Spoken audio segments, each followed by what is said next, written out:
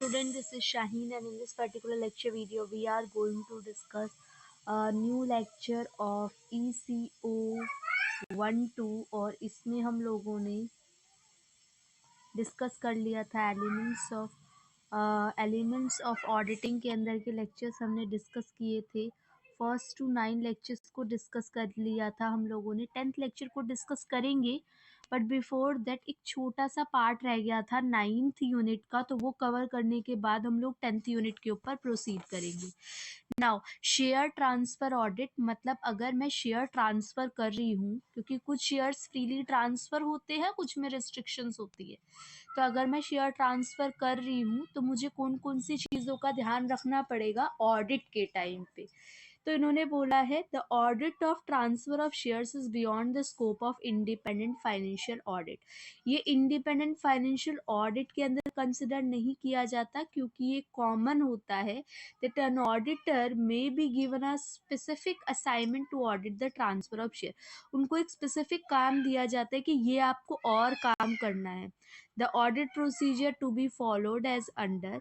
सबसे पहले होता है ascertain and evaluate internal control. उसके अंदर हम पूरी सारी चीज़ें चेक करेंगे, क्या मेंटेनेंस है, क्या ड्यूटीज़ है, किस तरीके से हम रिकॉर्ड को मेंटेन करके चल रहे हैं। Now ascertain whether notices were sent in every case to the transfer. जैसे कि अगर हम ट्रांसफ़र कर रहे हैं, कोई भी शेयर्स को ट्रांसफ़र करें, तो हर बार क्या नोटिस दिया जा रहा है, जॉइंट होल्डर्स को बताया जा रहा है, ट्रांसफ़र का रजिस्टर्ड वगैरह किस तरीके से। Now verify that in case of partly paid shares where the application for registration was made by the transferor, a notice has been sent to the transferee and the transfer registered only if the transferee does not make any objection। मतलब क्या कह रहा है कि अगर हमने कुछ shares partly paid में कंसिडर किए हैं और उसको अगर ट्रांसफरर ट्रांसफरी को सेंड कर रहा है, तो अगर ट्रांसफरी को कोई रिजेक्ट ऑब्जेक्शन नहीं है 2 हफ्तों के अंदर अंदर, तो हम आराम से उसको ट्रांसफ़र कर देंगे। ठीक है, इसके अलावा कॉपी इम्पॉर्टेंट कॉपी करनी चाहिए। इम्पॉर्टेंट कॉपी हमारे पास होनी चाहिए कि चीज़ें ट्रांसफ़र हो गई है। अगर हमने चीज़ें ट्रांसफ़र कर दी है तो उसके ऊपर बाकायदा स्टैम्प होना चाहिए, वो डिलीवर्ड होना चाहिए कंपनी के अंदर, और शेयर सर्टिफिकेट होना चाहिए। अगर कोई डुप्लीकेसी है तो वो मेंशन होनी चाहिए। कोई करेक्शन या कोई भी क्रॉसिंग आउट वर्ड है तो वो भी आपका मेंशन होना चाहिए। Now amount of consideration is correctly stated. जो अमाउंट है वो नंबर्स में, फिगर्स के अंदर दोनों में मेंशन होना चाहिए। ट्रांसफ़र के सिग्नेचर्स पता होने चाहिए। अगर if it is half lease it is signed on behalf of a minor. अगर माइनर ने उसको साइन किया है, it is accompanied by a certified copy of the relevant code. और अगर किसी और पर्सन ने किया है तो उसकी अगर इंसॉल्वेंसी है पेंडिंग, तो वो भी चीज़ें आप ध्यान रखोगे। ठीक है, तो verify by reference to the minutes book of the board of director that all the transfer recorded in the transferor journal have been approved by the board। verify by reference to the minute book। आप reference check करोगे, ठीक है, minute books board of director जो कि transfer कर रहे हैं पूरी की पूरी procedure. Now check the posting of distinctive number of shares. आप अलग अलग शेयर्स को जो ट्रांसफ़र हो रही है ट्रांसफरर से ट्रांसफरी के द्वारा, तो उन सबको आप चेक करोगे। Verify the particular entered on counter foil of share certificate. ये कुछ ज़्यादा इम्पॉर्टेंट नहीं है, इतनी भी डिटेल अगर आप करोगे, जैसे डुप्लीकेट वर्ड के ऊपर ध्यान देना, स्टैम्प वर्ड के ऊपर ध्यान देना, तो इम्पॉर्टेंट हो जाता है। Now transmission of shares. अगर शेयर्स ट्रांसमिट हो गए तो ensure that procedure prescribed bye article में ये लिखा हुआ है कि आप ट्रांसफ़र कर सकते हो। Confirm that the document testifying the authority of the legal representative. ये आप देखोगे कि प्रॉपरली कंफर्म हो गया है अथॉरिटी के द्वारा कि नहीं। ascertain whether the order of court and other relevant document may also been duly examined। सारी की सारी चीज़ें चेक हो गई हैं, आपने एग्जामिन किए हैं, और बोर्ड ऑफ डायरेक्टर ने मीटिंग्स के द्वारा ये बताया हुआ है, ट्रांसफर से रिलेटेड बातें की गई। ना presentation and disclosure of share capital. अगर आप कोई चीज़ बता रहे हो या आप डिस्क्लोज कर रहे हो शेयर कैपिटल को, तो पार्ट फर्स्ट शेड्यूल 6 के अंदर आएगा, authorised share capital should be shown separately. आप ऑथराइज शेयर को अलग जगह पे दिखाओगे, कॉल्ड अप अलग जगह पे, पेड अप अलग जगह पे, अनकॉल्ड शेयर्स अलग जगह पे। अगर रिडीमेबल शेयर है तो टर्म्स ऑफ रिडम्पशन आपको मेंशन करना पड़ेगा कि रीपेमेंट कितने टर्म सिनेरियो में रहने वाली है। और अगर ऐसा कुछ नहीं है, irredeemable shares हैं, then you also have to mention this. Now in case the company under audit is a subsidiary of another company, the number of shares held by holding company, आपको अगर सब्सिडरी कंपनी है और holding company है तो उनके बारे में बताना पड़ेगा। अच्छा, सब्सिडरी कंपनी, होल्डिंग कंपनी जिसके पास 51 शेयर्स होते हैं और उसको उसकी ही जो ब्रांचेस वगैरह होती हैं उनको सब्सिडरी कंपनी कहते हैं। The number of shares allotted as fully paid pursuant to a contract without payment being recovered received in cash, और if any calls are unpaid तो वो भी आपको क्लियरली बताना पड़ेगा, जैसे कि मैं पहले बता चुकी हूँ। फॉरफिटेड शेयर्स अभी अगर रीइश्यू नहीं हुए या रीइश्यू हो गए, अगर कोई शेयर कैपिटल अनयूटिलाइज है, मान लो if the foreign collaborator if the foreign collaborator of a company are entitled to subscribe to a specific percentage of any further issue of share capital, तो आपको ये भी मेंशन करना पड़ेगा, बैलेंस शीट में इसका टोटल भी मेंशन करना पड़ेगा। Share capital called up minus unpaid plus the original amount जो कि फोरफिटेड से आपको रिसीव हुई है। तो that is all about 9th chapter. अब हम चैप्टर जो डिस्कस करने वाले हैं दैट इज यूनिट नंबर 10, जिसके अंदर हम लोग क्या डिस्कस करेंगे, कंपनी ऑडिट सेकेंड वाला part, company audit second part, जिसके अंदर हम लोग ये समझेंगे, जिसके अंदर 1st to 9 यूनिट का आपको प्रॉपर स्लॉट प्लेलिस्ट के अंदर आपको प्रोवाइड किया जा चुका है, ठीक है।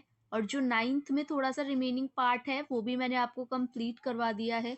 तो अब जो है 10th चैप्टर को मैं स्टार्टिंग कर रही हूँ, जिसके अंदर हम लोग पढ़ने क्या वाले हैं, प्रॉफिट का मतलब क्या है, डिविजिबल प्रॉफिट और डिविडेंड के अंदर क्या फ़र्क होता है, अगर आप डिविडेंड ले रहे हो तो उसके क्या सोर्सेज होते हैं, क्या लीगल रिक्वायरमेंट होती है, कितने केसेस होते हैं, कैपिटल प्रॉफिट को अगर मेरे को हिस्से करने हैं या डिस्ट्रीब्यूट करना है तो कैसे करूँगी, ऑडिटर की ड्यूटी क्या होती है, डेप्रिसिएशन से रिलेटेड एक्ट।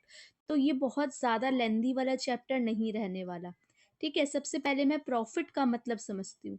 प्रॉफिट का मतलब क्या है, जो कि आपने रेवेन्यू में से एक्सपेंसेस माइनस किया हुआ है, ठीक है। इनकम मिली, इनकम में से खर्चों को माइनस कर दिया, revenue minus you can say expenses is known as income minus expenses, revenue minus expenses, you can write as you want to। now this is known as profit, इसको हम profit कहेंगे। Economist ascertain profit by comparing the market value, जो economist होते हैं वो profit को compare करते हैं, वैल्यू कैलकुलेट कर लेते हैं मार्केट वैल्यू के बेसिस पे of its net assets to at to accounting date, दो अलग अलग अकाउंटिंग डेट के हिसाब से ना, वो जो होते हैं वो नेट वर्थ को आपका प्रॉफिट कंसिडर करते हैं, नेट वर्थ में जितना बढ़ोतरी हो रही होगी या जितना नुकसान हो रहा होगा। फिर अकाउंटेंट प्रॉफिट को अलग एंगल से देखते हैं, उनके हिसाब से जो प्रॉफिट होता है वो क्या होता है, business is going to be liquidated. In fact business entity जो होता है, business entity concept, business is separated from its owner, बिल्कुल अलग है। अगर बिजनेस एंटिटी के ऊपर भी आपको चर्चा करनी है तो इसका भी आपको ऑलरेडी मैंने प्रोवाइड कर रखा है एक लेक्चर, उसके अंदर आप जाके डिटेल में इसको पढ़ सकते हैं, ठीक है। तो ये कहता है business entity is regarded as going concern. Going concern assumption कौन सा होता है, जहाँ पे हम ये मान के चलते हैं कि अगर एक बिजनेस स्टार्ट हुआ है तो वो काफ़ी लंबे टाइम तक चलता रहेगा, ऐसे नहीं है कि आपने बिजनेस आज स्टार्ट किया तो कल उसके बंद होने के चांसेस हैं। तो कंपनी भी, और कंपनी के अंदर ये लॉ और रूल लगता है ना। उसके बाद बताया है कि accounting assumptions underlying preparation of financial statement. तो जो ये अकाउंटेंट हैं ये therefore the accountant does not look at realizable value of asset, as the basis for accounting profit को कैलकुलेट करने के लिए वो रियलाइजेबल वैल्यू को नहीं देते, नेटवर्थ को नहीं देते। इस सिनेरियो में अकाउंटेंट के लिए प्रॉफिट क्या है? Revenue minus expense. मतलब जो मैंने सबसे पहले डेफिनेशन बोली थी उसका मतलब किससे था? अकाउंटिंग प्रॉफिट से था। और जो इकोनॉमिस्ट होते हैं वो कौन सी कैलकुलेट करते हैं? नेट असेट या नेट वर्थ के अंदर कितनी बढ़ोतरी हुई है दो अकाउंटिंग डेट्स के हिसाब से। अब तो क्लियर हो गया होगा आपको difference. Now if the total asset of the business on to dated, अगर टोटल एसेट्स बढ़ रहे हैं तो हमने प्रॉफिट कंसिडर किया। मतलब दोनों असेट्स और लायबिलिटीज को कंपेयर करने के बाद, कैपिटल को कंपेयर करने के बाद ही हम स्ट्रिक्ट जो प्रॉफिट है उसकी मीनिंग के ऊपर कंसिडर करते हैं। नाउ उसके बाद यहाँ पे कुछ इम्पोर्टेंट जो पॉइंट है वो ये है कि it is necessary that profit are determined according to generally accepted accounting principle. ये ज़रूरी हो जाता है कि आप जो प्रॉफिट है वो अकाउंटिंग के कॉन्सेप्ट के हिसाब से लेके चलो, क्योंकि ये लीगल नॉर्म्स में कंसिडर किया जाता है। कोई भी ओवर स्टेटमेंट ऑफ प्रॉफिट, कोई भी अगर प्रॉफिट ज़्यादा शो हो रहा है तो आपको डिविडेंड पे आउट करना पड़ेगा, जिसकी वजह से आपकी कैपिटल कम हो सकती है और वो अल्ट्रा वायर्स कहला सकता है या वॉइड हो सकता है। The under statement of profit, और अगर प्रॉफिट कम है तो इसकी वजह से स्टेक होल्डर्स के इंटरेस्ट के ऊपर भी फर्क हो सकता है। तो एक्चुअल में जो प्रॉफिट है वो आपको उतना ही मान के चलना पड़ेगा जितना अकाउंटिंग के कॉन्सेप्ट के हिसाब से लॉ कहता है। नाउ डिविजिबल प्रॉफिट कौन सा होता है? जो आप डिस्ट्रीब्यूट कर रहे हो, डिवाइड कर रहे हो, ठीक है। Divisible profit has not been defined anywhere in act, कहीं भी नहीं लिखा, लेकिन हमें ये ज़रूरी समझना पड़ेगा to ascertain correct profit by following general accepted accounting principle. ये हमने समझ लिया। Then it is not necessary कि जो इंटायर प्रॉफिट है उसको पूरा का पूरा हम डिस्ट्रीब्यूट कर दें। जितना भी प्रॉफिट कमाया पूरा का पूरा हम या तो डिस्ट्रीब्यूट कर दें शेयर होल्डर्स में, तो वो तो डिविडेंड कहलाएगा। एंड दस consumed, in fact a part of profit must be written by, ऐसा भी हो सकता है कि आपने कुछ हिस्सा बचा के अपनी ग्रोथ के लिए लगा लिया, जिसको हम रिटेन अर्निंग कहते हैं। In case of companies the act also imposes certain restriction. अगर आप कंपनीज की बात करोगे तो कुछ पाबंदियां लगाई जाती हैं प्रॉफिट को लेकर के मेंबर्स के अगेंस्ट। उनके हिसाब से accordingly the part of the profit of a company which can be legally distributed, अगर कुछ हिस्सा कंपनी के हिसाब से जो सच में लोगों तक बंटना चाहिए वो होता है डिविजिबल प्रॉफिट। और and that part of divisible profit which is actually distributed, और डिविजिबल प्रॉफिट में से जो हिस्सा बांटा जाता है उसको हम क्या कहते हैं? डिविडेंड कहते हैं। In practice, the general accepted principle of accountancy, the relevant provision of the Companies Act 1956, and the various judicial pronouncement in different courts are guide factor. तो इस पूरे पैराग्राफ से आपको क्या समझ में आया? कि डिविजिबल प्रॉफिट वो हिस्सा होता है जो लीगली डिस्ट्रीब्यूट होना चाहिए अकॉर्डिंग टू अ कंपनी, और जो एक्चुअल में डिस्ट्रीब्यूट होता है वो हिस्सा कहलाता है dividend. Now companies act 1956 dividend के लिए क्या कहती है? तो सेक्शन 205 जो है वो ये कहता है, section 205 of the act enumerate the sources of dividend can be paid. Dividend कहाँ कहाँ से आप पे कर सकते हो, ये कंपनी को ज़रूरी बनाता है, कंपलसरी बनाता है। It makes it compulsory for a company to provide for depreciation before declaring dividend. Dividend देने से पहले आपको डेप्रिसिएशन क्या करना पड़ेगा? प्रोवाइड करना पड़ेगा, मीन्स देना पड़ेगा। एक कंपनी जो होती है may also be asked to transfer some part of profit to its reserve. ये भी देखो कुछ रिस्ट्रिक्शन होती है कि कल को आपको लॉसेस वगैरह हो रहे हैं तो उन लॉसेस को कोप अप करने के लिए आपके पास कुछ ना कुछ प्रॉफिट होना चाहिए, रिजर्व होना चाहिए, मतलब वो गुल्लक होनी चाहिए। ठीक है, तो वो हम रिजर्व की फॉर्मेट में भी रखते हैं। Payment and dividend, including the manner of dealing with unpaid or unclaimed dividend. It is equally important that leading judicial pronouncement on the issues are due attention. Now, sources of dividend, dividend कितने तरीके के होते हैं या आप कह सकते हो सोर्स क्या क्या है उनके।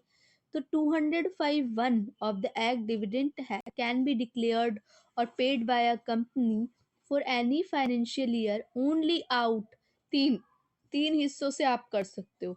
या तो प्रॉफिट हुआ हो उस साल का जिसमें से आपने डेप्रिसिएशन दे दिया।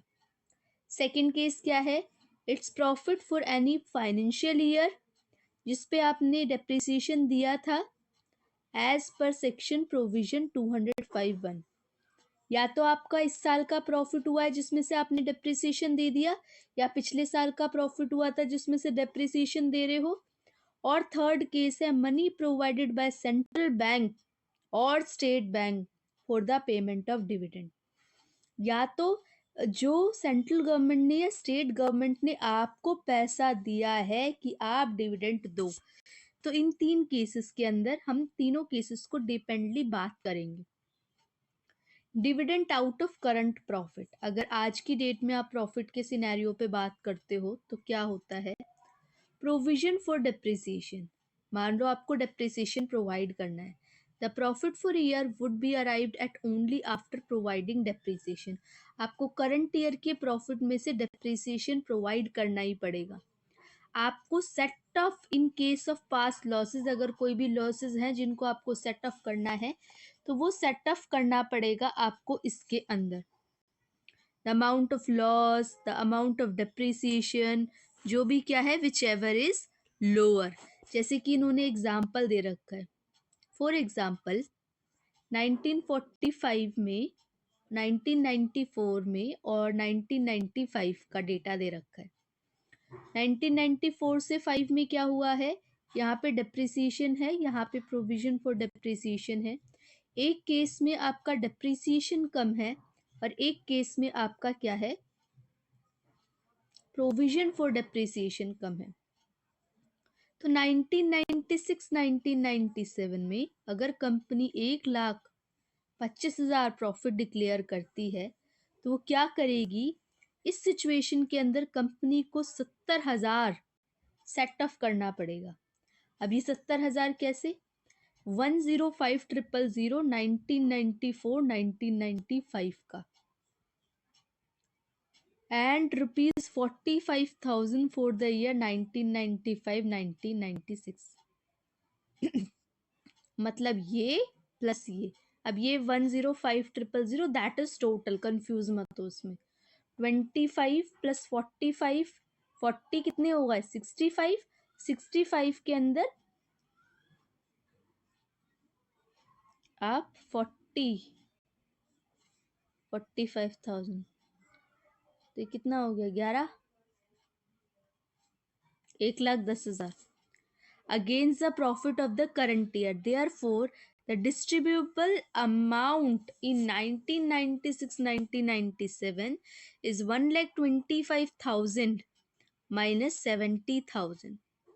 तो 70,000 माइनस करना पड़ेगा और वो आपका, रुको इसमें कुछ गड़बड़ दे रखे कि 70, इस सिचुएशन के हिसाब से company shall have to set 70,000। 70,000 कैसे सेट ऑफ करना पड़ेगा, 5 2 7, ये तो 80 हो रहा है। रुको इस केस को हम लोग नेक्स्ट क्लास के अंदर डिस्कस करेंगे, ये अभी डाउट में डाल दो। Now transfer of profit to reserve, अब कुछ जो हिस्सा बच गया वो रिजर्व में भी डालोगे आप। तो इन्होंने क्या बोल रखा है, अगर 10% से रेट ऑफ डिविडेंड जो डिक्लेयर हुआ है और ट्रांसफर टू रिजर्व अगर 10% एक्सीडिंग 10%, 10 से 12.5 के बीच में है, तो आपको 2.5 से कम आपको इशू नहीं करना, करंट प्रॉफिट में डालना ही पड़ेगा। 12.5 से लेके 15 है तो 5%, और 15 से लेके 20 है तो 7.5%, और अगर 20% से ज़्यादा है तो 10% आपको करना पड़ेगा। Now dividend out of undistributed profit, अगर कोई ऐसा हिस्सा है जो अभी अनडिस्ट्रीब्यूटेड है, डिस्ट्रीब्यूट नहीं हुआ, तो उसमें से आप डिविडेंड कैसे दोगे? तो डिविडेंड को जब डिक्लेयर किया जाता है by a company out of undistributed profit, जो पिछले साल हुए हैं, जो प्रॉफिट डिस्ट्रीब्यूट नहीं हुए थे, in such a case also the company has to provide for depreciation, अब डेप्रिसिएशन तो देना पड़ेगा, सेट ऑफ लॉसेस तो करने ही पड़ेंगे, तो ये सब करने के बाद आपको क्या किया जाता है? डिविडेंड डिक्लेयर किया जाता है। तो यहाँ पे भी कुछ रिस्ट्रिक्शन है, आप देख सकते हो, rate of dividend should not exceed the average rate of dividend. So अब जो स्टार्ट करना है that is procedural legal requirement. तो प्रोसीजरल लीगल रिक्वायरमेंट के अंदर ये आता है किसमें? सेक्शन 205 से लेके 207 तक, जिसके अंदर आर्टिकल ऑफ एसोसिएशन में लिखा हुआ है रेगुलेशन 85 to 94 ऑफ टेबल ए। ये पूरा डिटेल बता रहा है कि जो लीगल रिक्वायरमेंट है वो डिविडेंड की कहाँ पे एक्चुअली में नोटेड डाउन है। These rules can be summarized as follow। इसमें जो रूल्स लिखे हुए हैं उनको शॉर्ट फॉर्म में दे दिया। सबसे पहले authority for declaring dividend, dividend को डिक्लेयर करने के लिए आपके पास अथॉरिटी होनी चाहिए, ये लिखा है 85 टेबल नंबर ए में। कंपनी जनरल मीटिंग के अंदर डिविडेंड डिक्लेयर कर सकती है, लेकिन बोर्ड ने जितना बताया हो उससे ज़्यादा आप इशू नहीं कर सकते। Next one is dividend payable in cash only. Section 205(3) कहता है डिविडेंड कैश में पे होंगे। There is no prohibition as to capitalisation of profit और reserve by means of issue of bonus share. आप बोनस शेयर को issue करके, ठीक है, नहीं कर सकते पेमेंट डिविडेंड की, which is for the time being unpaid in respect of any shares held by the member of the company। Next one is time limit for payment of dividend. Time limit क्या है? तो the time limit for payment is the dividend declared by a company are required to be paid within 42 days of such declaration। जैसे कि आज declare हुआ है तो within 42 days आपको क्या करना पड़ेगा? प्रॉपरली जो पेमेंट है वो डिविडेंड की करनी पड़ेगी। अनपेड डिविडेंड अगर पे नहीं हुआ है तो 205A सब क्लॉज ए क्या कहता है?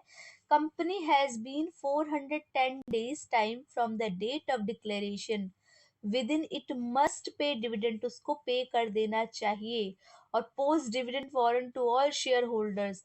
हाउएवर, लेकिन अगर ऐसा नहीं हो पाता है in some circumstances does not comply with this, it is required under section 205A sub clause 1 to transfer the entire amount of unpaid dividend to a special account. अगर ऐसा नहीं कर पाते हो तो जितनी भी अमाउंट है वो आप एक अलग अकाउंट में दे के आ जाओगे, एक अलग अकाउंट में डाल दोगे, जिसको हम अनपेड डिविडेंड अकाउंट बोलते हैं। और 410 के दिन हो गए, आपने नहीं पे कर पाया, आपने उस अकाउंट में डाल दिया, और सच transfer should be effective with in 7 days of expiry. 7 दिन के अंदर अंदर आपको फिर ये डिविडेंड डिक्लेयर मतलब पे करना पड़ेगा। अगर आप ट्रांसफर ऑफ अनपेड और unclaim dividend to central government, अगर आप ऐसा नहीं कर पाते हो तो पहला हो गया ऑप्शन, एनी अनपेड और unclaim dividend has been transferred by a company to a special bank account, any amount transfer to such account, कोई भी अमाउंट ट्रांसफर हुई, नॉट पेड और क्लेम्ड अगर 3 साल तक, तो वो आपको सेंट्रल गवर्नमेंट के अकाउंट में उतना अमाउंट ट्रांसफर करना पड़ेगा ड्यू टू एनी रीजन आप नहीं कर पाए हो तो। Dividend has not been paid except to registered share holder, जो शेयर होल्डर्स है रजिस्टर्ड, उनके अलावा आप किसी को शेयर नहीं दोगे, डिविडेंड नहीं दोगे। और टू दियर ऑर्डर और टू दियर बैंकर, आप चाहो बैंकर को देना या किसी और नॉमिनी को देना, तो आप नहीं दोगे।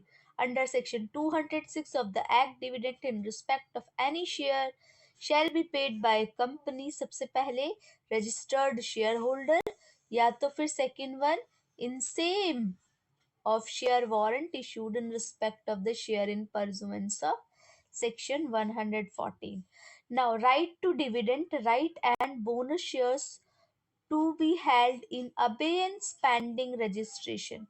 According to new section 206A क्या कहता है, जो कि कंपनीज एक्ट 1988 के अंदर आया था, अगर कोई instrument, if any instrument of transfer has been delivered to any company for registration, किसी कंपनी को दिया हुआ है, and the transfer of such shares has not been registered by the companies, companies के द्वारा रजिस्टर्ड नहीं हुआ, तो जो कंपनी है वो पहला तो क्या करेगी, transfer the dividend in respect of such, पहले तो वो अनपेड डिविडेंड में डालेगी जो हमने ऊपर पढ़ लिया, और नहीं तो फिर उसको क्या करना पड़ेगा, fully paid bonus share issue करने पड़ेंगे। Right to dividend, the right of claiming dividend arise, आप डिविडेंड को क्लेम तभी कर सकते हो जब जनरल मीटिंग के अंदर डिविडेंड डिक्लेयर हो गया हो। It is only after this the dividend, तभी डिविडेंड डेट की तरह काम करता है, अदरवाइज नहीं। डिविडेंड एक बार डिक्लेयर हो गया तो उसको वापस नहीं लिया जा सकता, इसीलिए शेयर होल्डर के पास पूरा पूरा हक बनता है कि अगर इन केस डिविडेंड डिक्लेयर हो गया है, then dividend have to be paid by the company. No dividend for pass, dividend can not be declared for past years, ऐसा नहीं है कि पिछले 5 सालों का डिविडेंड डिक्लेयर हुआ हो, ठीक है। In it is also beyond the power of company to declare a few further dividend after declaration of dividend at the general, मतलब फर्दर अगर आप और डिविडेंड डिक्लेयर करना चाहते हैं तो वो भी थोड़ा सा मुश्किल सा हो जाता है यहाँ पे। prohibition on declare of dividend in case of failure to redeem preference shares, आप क्या कर सकते हो, आप डिक्लेयर नहीं करोगे डिविडेंड अगर रिडीम कर रहे हो आप प्रेफरेंस शेयर्स को रिडीम नहीं कर पा रहे हो तो भी आप डिविडेंड डिक्लेयर नहीं करोगे। अगर मतलब रिडीम मतलब रिडम्पशन होना था, रीपेमेंट होना था, relating to redemption of any preference share issued by it for declaring any dividend on its equity shares so long as failure continue, अगर आप पे नहीं कर पा रहे हो तो। अच्छा, लीगल केसेस आते नहीं है, अब तक का सिनेरियो है तो ये मैं पढ़ा नहीं रही हूँ, लेकिन अगर still you want any explanation related to this, then हम लोग उसके लिए शॉर्ट एक लेक्चर लेके आ जाएंगे, तो मैं मेन आपको पढ़ा रही हूँ क्योंकि मैंने इसके PYQs प्रीवियस ईयर पेपर्स भी देखे हैं जिसके अंदर मैंने सारा कुछ एनालाइज किया हुआ है। Now the next one is distribution of capital profit, जो कैपिटल से प्रॉफिट अराइज हुआ है, मान लो आपने लॉन्ग टर्म इन्वेस्टमेंट की थी, आपने कोई फिक्स एसेट्स को बेचा, तो वो क्या किया गया है, the capital profit arise on account of profit made on sale of fix assets, long term investment, तो वो रिवैल्यूएशन अकाउंट में जाएगा। द क्वेश्चन अराइजेस, अब ये सवाल उठता है कि क्या ये प्रॉफिट जो हुआ एक असेट्स को बेचने पे, तो आप इसको डिविडेंड की तरह डिस्ट्रीब्यूट करोगे या नहीं करोगे। However, has not specifically deal with the issue in this context, दो लीडिंग केसेस दे रखे हैं इससे रिलेटेड, ठीक है। हम इस लिस्ट पे आते हैं कि क्या ये कर सकते हैं कि नहीं कर सकते। देखो दो केसेस दे रखे हैं, आप इसको पढ़ोगे, लेकिन मैं केवल जिस्ट पे आ रही हूँ कि आप कर सकते हो कि नहीं कर सकते हो। आर्टिकल ऑफ एसोसिएशन में अगर लिखा हो तो आप कर सकते हो कैपिटल प्रॉफिट को डिविडेंड के तौर पे। Now, such profit which is sought to be distributed should have actually been realized. Unrealized capital profit आप distribute नहीं कर सकते। However, if the assets so revalued are subsequently sold, तो original cost of such asset is a capital profit.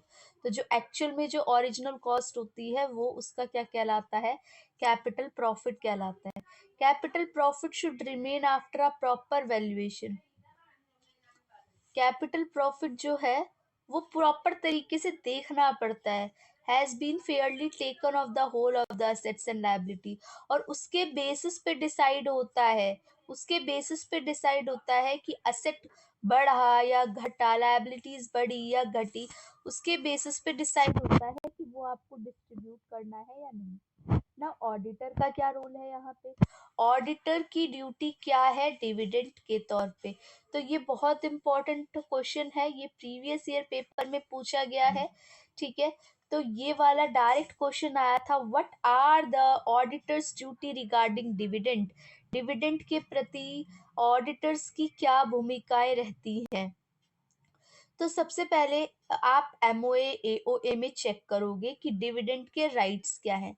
आप share holders minute books verify करोगे कितने rate पे बोल रखा है।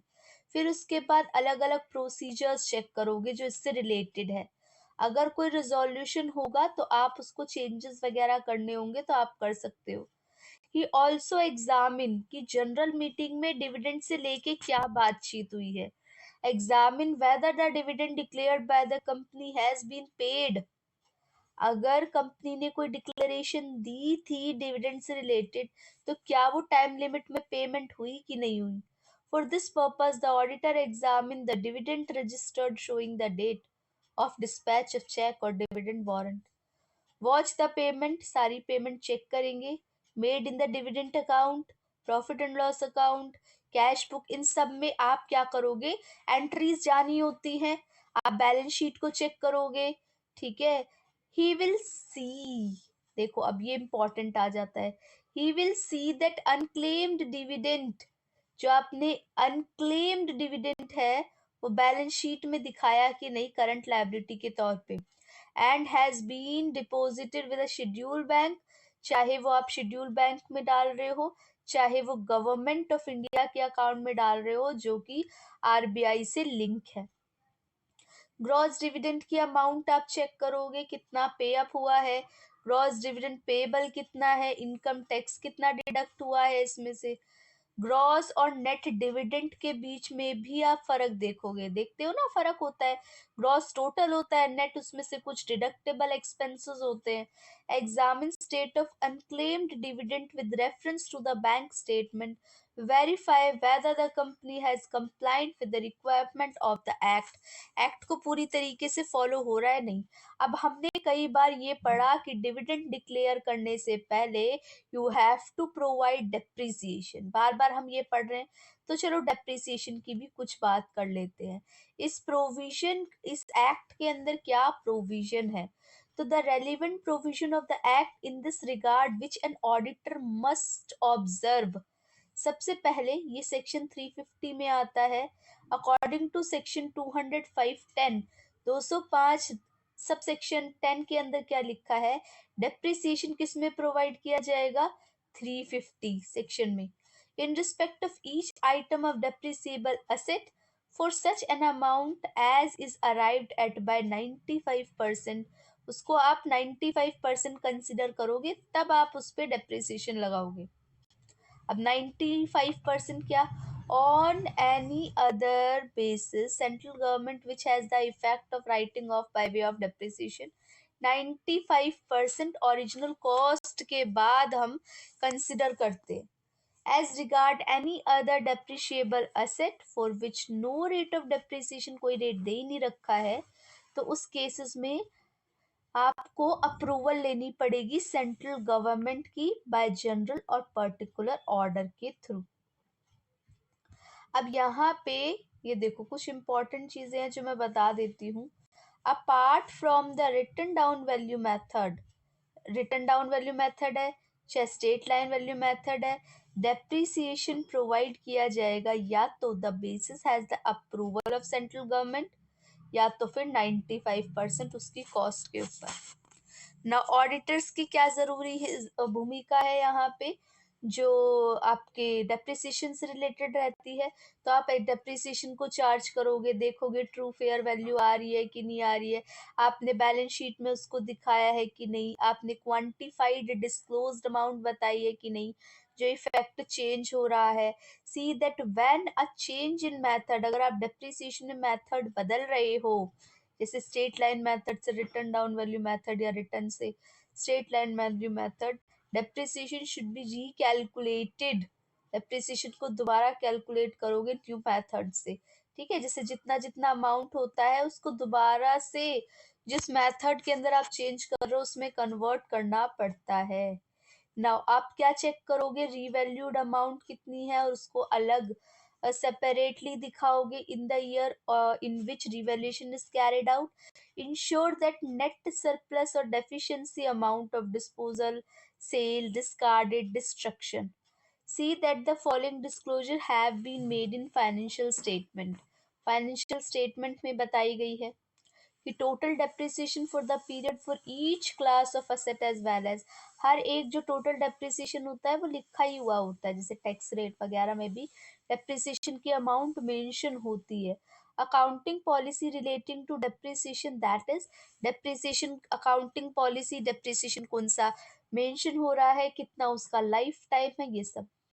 नाउ ऑडिट ऑफ रिजर्व, अब आपको पता है कि रिजर्व बनाते हैं एक अकाउंट, ठीक है। अब उस रिजर्व का भी ऑडिट होता है। तो the duties of an auditor regarding reserve, अब ऑडिटर क्या चेक करेगा रिजर्व के अकॉर्डिंगली, वो ये देखेगा opening balance of reserve with the previous year, opening balance देखेगा। बोर्ड रिजोल्यूशन क्या था उससे related, ensure that reserve do not contain an element of provision, reserve के अंदर प्रोविजन का अमाउंट ना हो, स्पेशल रिजर्व का स्पेशल अलग तरीके से ट्रीटमेंट हुआ हो, यूटिलाइजेशन हुआ हो उसका। For example income tax earlier required the creation of an investment allowance reserve, अलग अलग अकाउंट बनाते हैं ना। General reserve, examine other reserve, general reserve को आप अलग रखोगे, है ना, स्पेशल रिजर्व को अलग रखोगे। आप क्या करोगे, उनकी फिगर्स को, नंबर्स को चेक करोगे, ऑडिट करोगे, बैलेंस शीट में दिखाओगे, बैलेंस शीट में है तो उसको ठीक तरीके से डिस्ट्रीब्यूट किया गया है कि नहीं ये देखोगे।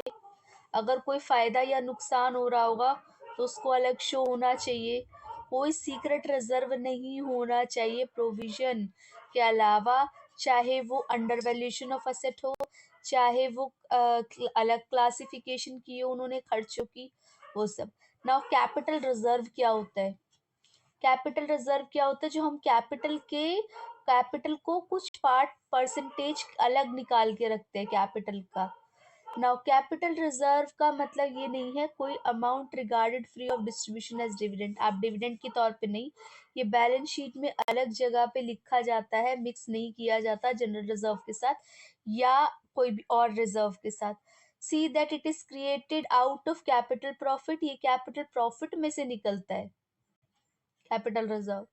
इफ एनी ऑन रीशू, अगर मान लो फोरफीटेड शेयर्स है, रीशू किए आपने फोरफीटेड शेयर्स, तब के केस में check that relevant provision of this act, ये जो एक्ट है ये एओए में आपने मेंशन हुआ है, आपके एओए में इसका स्पेशली ट्रीटमेंट लिखा है कि नहीं। नाउ सीआरआर क्या होता है, capital redemption reserve, examine whether the capital redemption reserve have been created in accordance with the provision of section 80 of the companies act 1956 and disclosed separately, अलग अकाउंट में दिखाना पड़ेगा बैलेंस शीट के, a sum equal to the nominal amount, कितना, लगभग लगभग उतना amount जो कि प्रेफरेंस शेयर्स टू रिडीम, अगर वो ट्रांसफर हुए हैं डिस्ट्रीब्यूटेबल प्रॉफिट में स्पेशल रिजर्व में, तो उसको आप सीआरआर अकाउंट मतलब कैपिटल रिडम्पशन रिजर्व अकाउंट में डालोगे।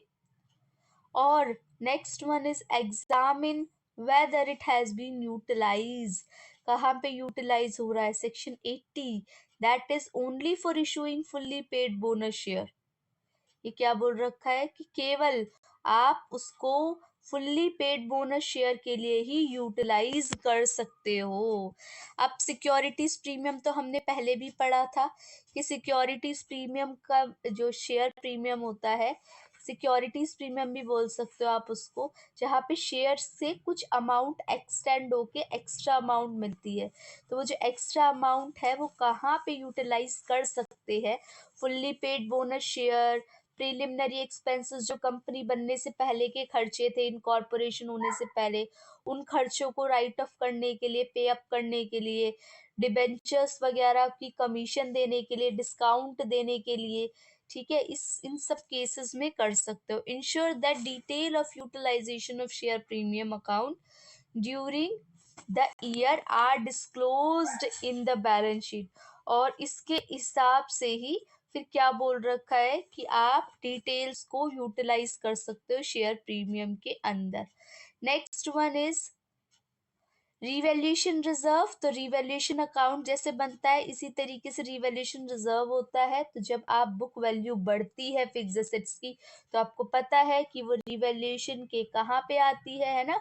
It must be noted that revaluation reserve realised gain represent नहीं करता, रियलाइज्ड गेन।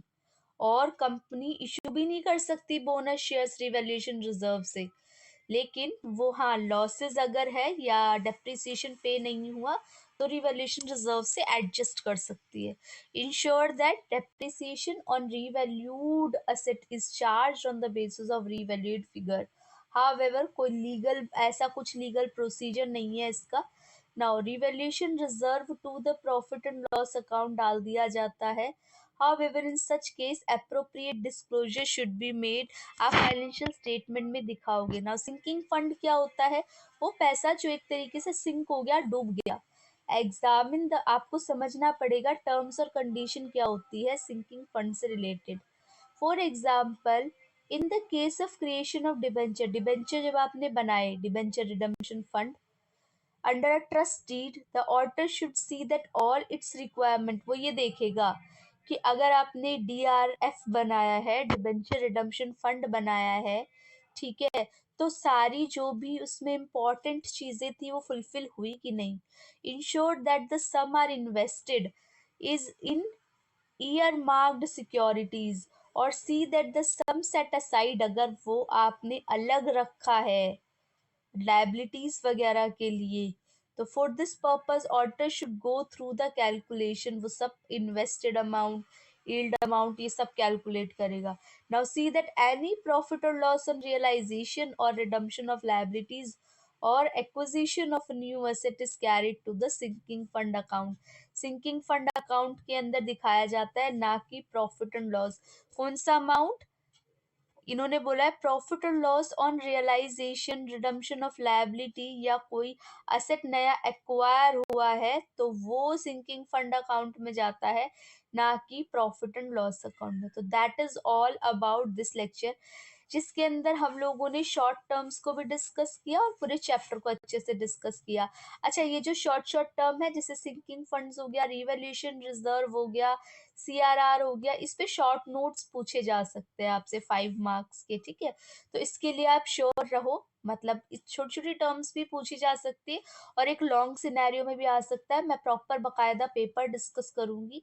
तो आप लोगों का भी काम, आप लोगों की भी रिस्पॉन्सिबिलिटी ये है कि आप चैनल को सब्सक्राइब करें, शेयर करें वीडियो को ज़्यादा से ज़्यादा पॉसिबल हो, और ना केवल इसको एग्जाम के पॉइंट ऑफ व्यू से पढ़े बल्कि इन सब चीज़ों से सीखें भी, कि अगर आप ऑडिटर के रोल के लिए, मतलब आप सीए की प्रिपरेशन कर रहे हो या जैसे भी कर रहे हो, तो वो आपके लिए वेल एंड गुड है ना।